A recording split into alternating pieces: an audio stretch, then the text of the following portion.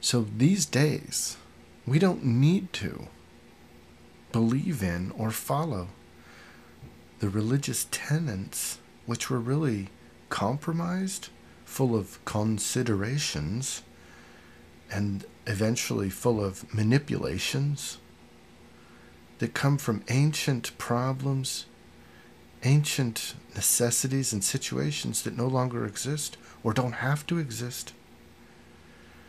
It's my proposal that any thinking person should really rethink their religion and spiritual life if they are currently living under a religion that was formed thousands of years ago or even hundreds of years ago. Rethink your values. Start at the base of yourself and rebuild yourself. It doesn't take that long. It's not that hard. Question what you believe. Is your religious belief bringing you together with all souls or pulling it apart? Does your religion teach the oneness of life, or does it teach war? Does it teach judgment and hatred? Right now in America, a lot of people sort of make it seem like Christianity is for the rich. A lot of rich, powerful people say they're Christian. When I read the New Testament, when I study the words of Jesus, which I've done a lot, I've read the New Testament over and over, many times, and parts of the Old Testament. Or I've read through it here and there, however you want to look at it. But the words of Jesus, Christianity's source, when I read those, I do not see the Republican Party of America. I do not see billionaires who own corporations. I don't see Jesus advocating that mood, that way of life, any of that. I don't see how these folks, highly materially wealthy